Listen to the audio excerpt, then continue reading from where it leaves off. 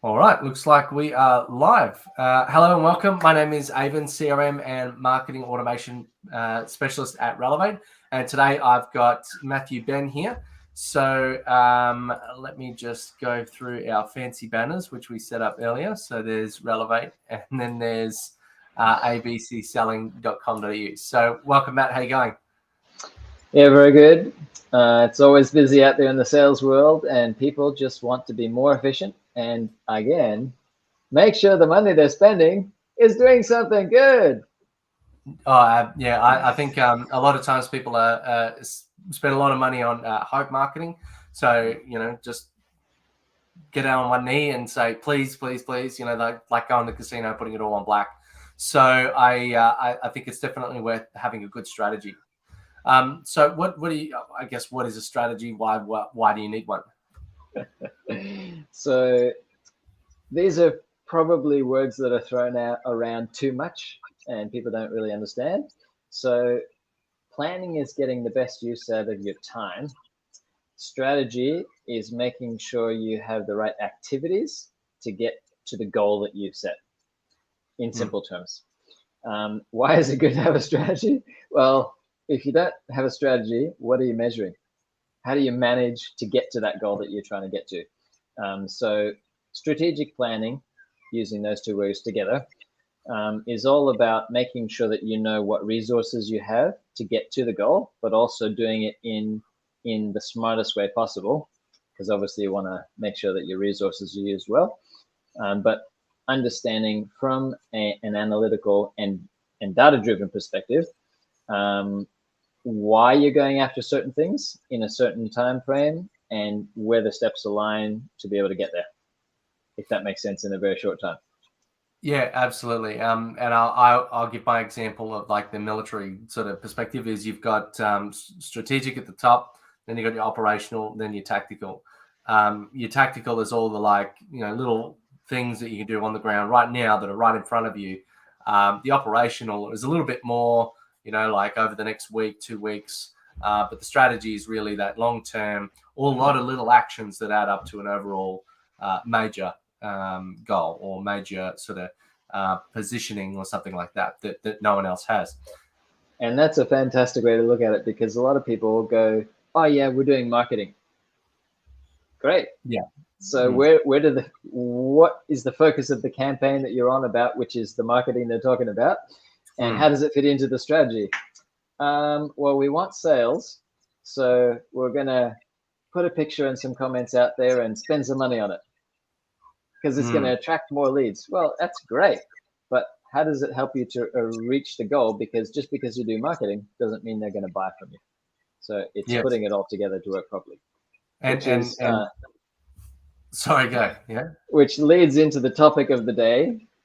How do you keep track of all those leads? You need a system. Systems are not strategy. They're not planning. There's something that sits beside the strategy and the plan, which is what you specialize in, the systems.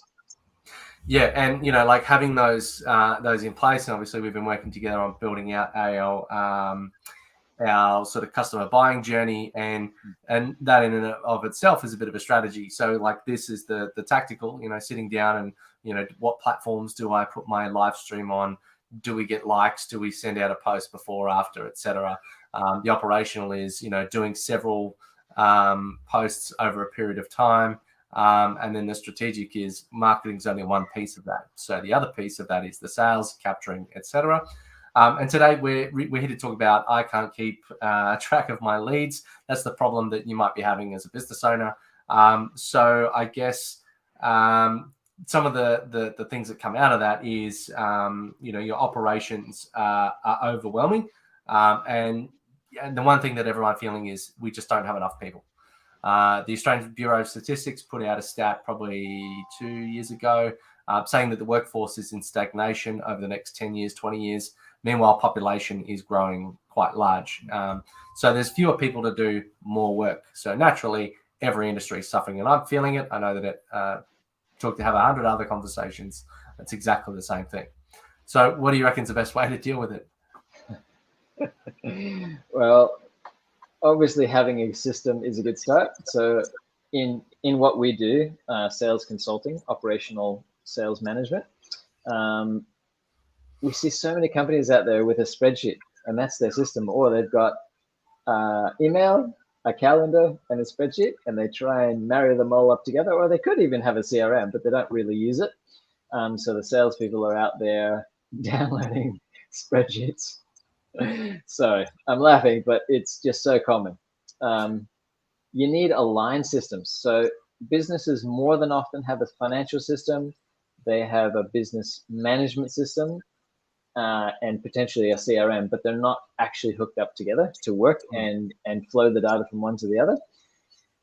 I think the best way to start is actually having a connected system with a simple sales process embedded, so that people, as in the staff, internal, external, and business management staff, know what's happening with customers. And that's the essential thing that you want a good CRM to do, which is your world, building those out. But because a lot of systems are very complex, I think simplifying it all is the way to really actually get better results, because then people know what to do and they know what the outcomes are when those things are done, as in leads being flowed through the system.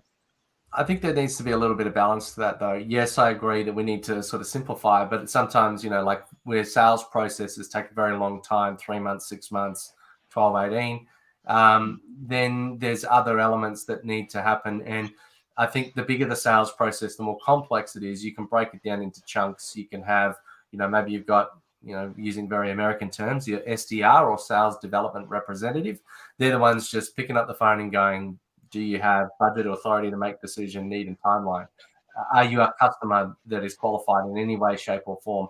Now I'm going to hand you over to the account executive. So you're using cheaper person's time to do that initial screening, maybe some desktop research on the company.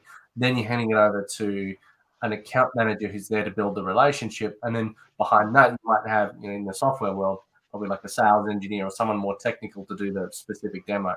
So if we're talking, other, for example, manufacturing or hardware or any sort of process, sometimes there is a large process to it, and it takes a bit of time. It's going backwards and forwards with like sell sheets and documents. And yes, we talked about this many. Now we're talking about that many. And all of those interactions need to be captured. I think at the end of the day, the most important thing is the human relationship.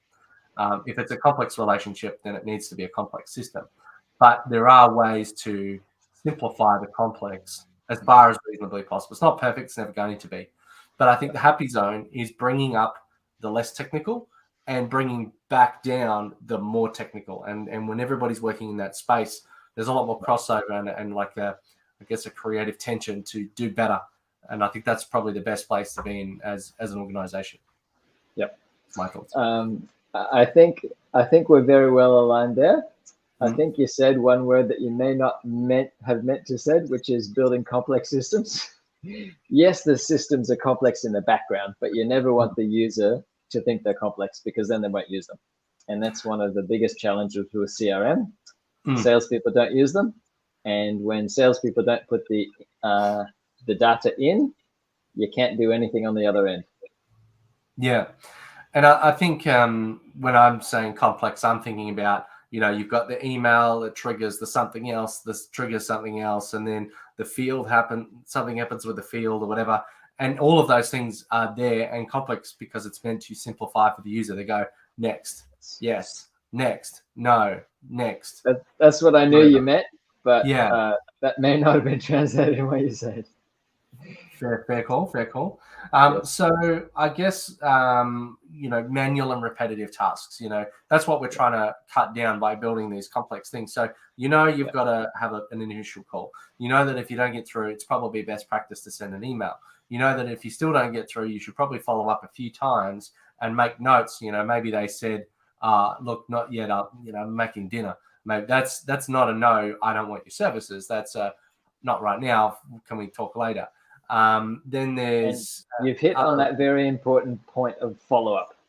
So yes. I reckon that's one of the biggest things that falls over, and why people can't keep track of not why people can't keep track of their leads, but they don't. So they don't follow up, so they don't make those sales. Nurturing is all about following up. But if if you don't have a system to remind you, you can lose track of what you need to be doing with all those customers, like knowing their birthday or their anniversary, or a meeting that you said you would follow them up with in 6 months if they said, yeah, don't contact us for 6 months because of this. You want to know that stuff. Yep. If you don't have a system reminding you, man, it's all in that notepad that you might have, I don't know, your dog ate it like your homework. Well, it's at the front, and you've continuously written forward. I know over time, occasionally I'll go back through, and then I'll go, oh, there's a little nugget of gold that I didn't realize was there. But yeah, imagine how many of those you miss. And people have shiny object syndrome. They're like, oh, I'm going to talk to this customer now. I'm going to talk to that customer. What about the one you've already talked to? You've already invested maybe 3-4 hours with them. And, the prospect, like I had literally today, I had someone come back after about 6 months or 7 months from the first interaction. And they're like, yeah, when can we start? Where do I sign? So, we've had people as long as 18 months, maybe they get a drip sequence in an email or something. But there's something always there, just making sure that, we stay in touch, nothing over the top and in your face, just enough. And things like this, people get reminded when they see you online, or they pick up a book or a magazine or see you in there or something like that.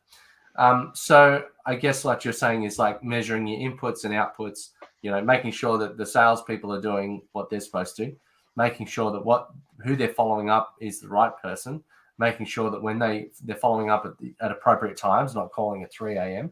or when you're right in the middle of dinner. So I think, that's one system. What are some other, I guess, non-platform systems that you would say? Well, we mentioned planning at the start. So in any keeping track of leads, you need to know where they are in the customer buying journey or cycle, and they're separate things. But bringing them together, a plan of what you're actually going to do to fulfill the strategy is very important. And that's not a software-driven thing. It's a planning thing. So all salespeople, I don't care if they're internal, external, management, whatever, they need a plan for their own time to manage it, but also to make sure that they're doing the right activities, which management can, whatever level of management you have above you, can tell you whether or not they want you to reprioritize what you're doing to be able to achieve the overall goals of the company. Because there's the company strategy, and then there's a sales strategy, and marketing strategy should fall into the sales strategy because it should. So non-platform driven systems and processes, a sales process is extremely important, which should be baked into the system.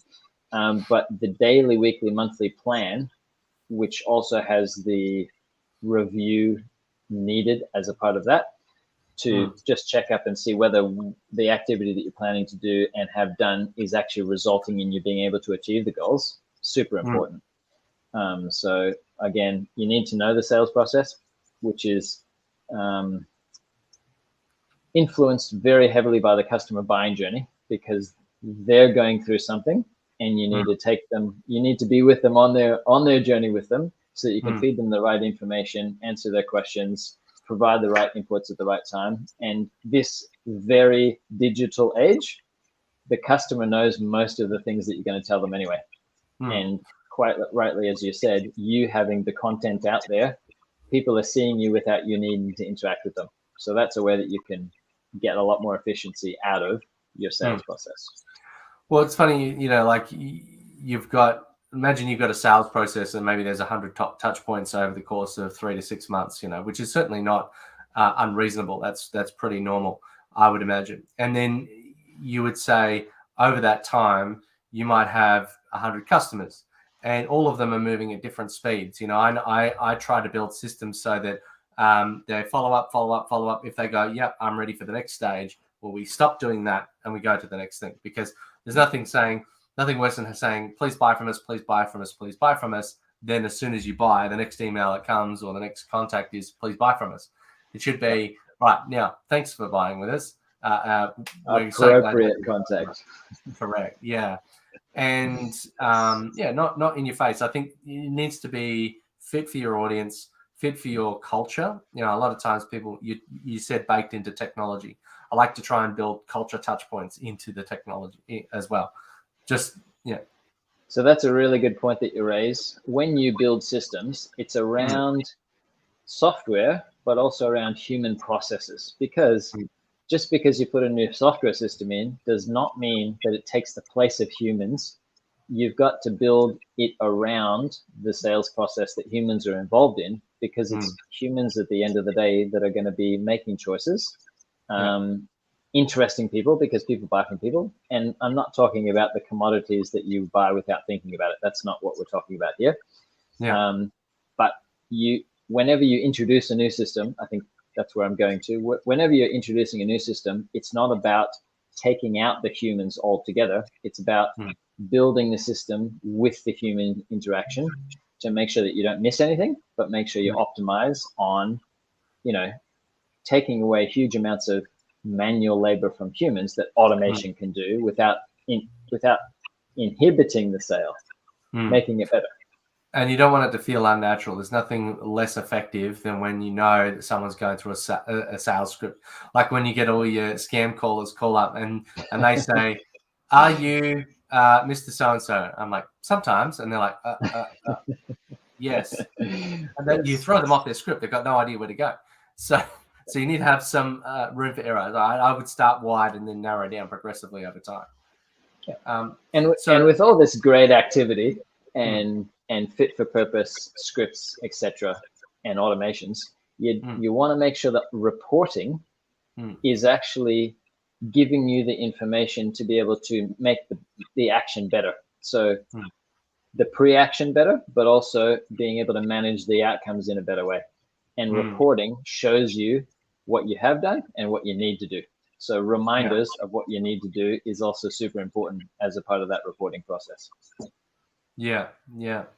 So, I guess having a solution will help to, measure and manage those outcomes. And, are the people doing what they're supposed to? Have they made the 10 calls a day? I mean, sometimes those metrics are done because you get people just call, hang up. They've met the metric, but they've not done an effective metric. So I think you need to have qualitative and quantitative measures in order to have success. Maybe like, people drive NPS scores and things like that. KPI setting, a whole nother discussion. Let's do that another day. It's important. I'm not saying it's not important, but I think a lot of the traditional KPIs that have been set by sales managers and owners are actually hurting companies these days, because sales processes have changed a lot. Customers are much more informed, and the customer buying journey is not all about calls. So if you're banging out the KPIs and calls, you could be actually hurting your chances of making those extra sales. Well, now a lot of people are very quick to mark as or report spam, which is never a thing, probably 3-4 years ago, or very rarely a thing. Now, emails, there used to be a lot of consultants out there saying, do an email and then send another one an hour later, and then do like 4 in the first day and 6 in the next day. And like, it was just intense. Inbox just gets smashed. That's why fit for purpose is the key word here. Yeah.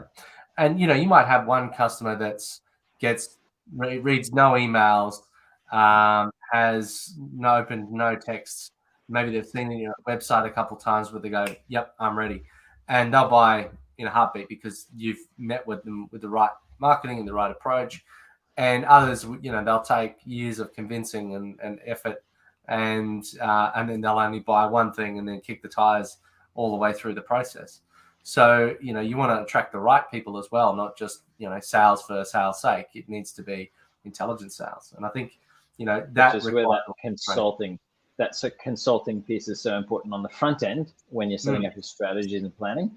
Because if you're not putting the right fields in your system and understanding what the buyer is going through, the data that you put in is super important to being able to make meaningful changes to get better results in sales. I had another thought there, which has escaped me. That's all right. Well, you said something about the fields, and I'm always a big proponent for. That's what I was going to say, the fields.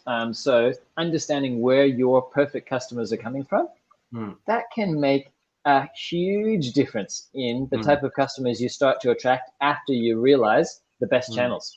And unless you're having those inputs come in, like we were looking at our data the other day from where our our customers have come from, Mm. it's from 4 channels, and they're almost equal, as in 25% from each channel.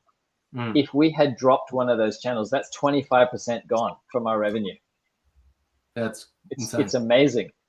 So unless you know the data, you can't use it. And to keep track of all this kind of stuff, you need a system, and a well-balanced system, people and system, as in software. Sorry, that's a system.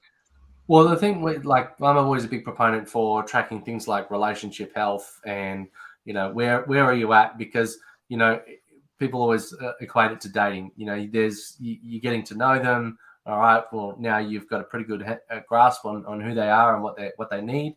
And then, you know, you've gone through the sale, and then once you've gone through the sale process, ideally, you've got a very happy customer. You know, you're helping each other fulfill a need. And ideally then they become a referrer and an advocate. That's the relationship trajectory you want to go on. So, you know, it's kind of like have a status just to track where it's at.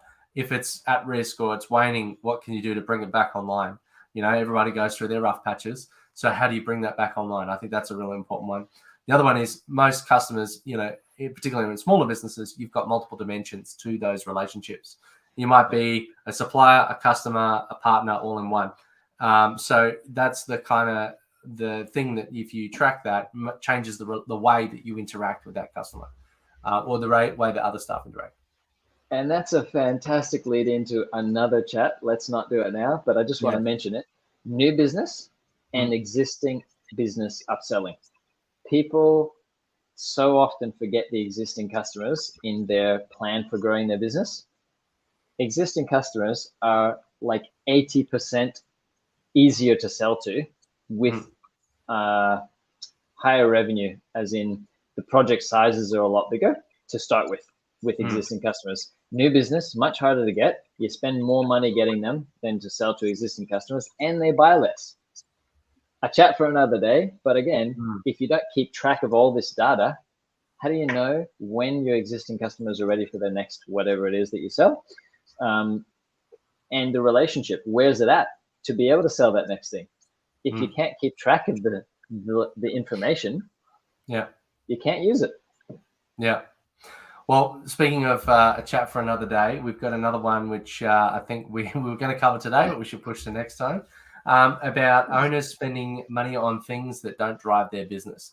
So I reckon that's going to be a pretty powerful one. So we'll try and pump these out once a week. But thank you very much for today. Is there anything you'd like to close with before we run along? I think I'm going to plug the whole getting some consulting thing, because people at the top of businesses go, yeah, but that's an extra expense. The problem is you've got salespeople that you're spending money on. You've got marketing activity that you're spending money on. You're investing loads of money into growing your business. If you can tweak it and get 20, 30, 40% more efficiency or effectiveness out of it, you're not spending more money. You're saving a lot more money to make a lot more money. That's all I want to say. Getting the right consultant in to help you to get the best efficiency and effectiveness out of what you're doing already is well worthwhile. And we see great results from our customers. Our customers speak highly of us, as well as your customers. Evan, we work very closely with your team. Your customers sing your praises all the time, but they got to a point where they were sick of wasting money. Instead of investing the money at the start and saving all that money and making more money at the same time. That's all I want to say. Thank you. Well, I think that's a great one to finish on. So if you're listening, no matter what channel you're on, please like, subscribe, follow, do all of the fancy things. Give us a comment if you've got a question that you want us to answer. Please pop it in the comments as well. Otherwise, thank you very much and take care.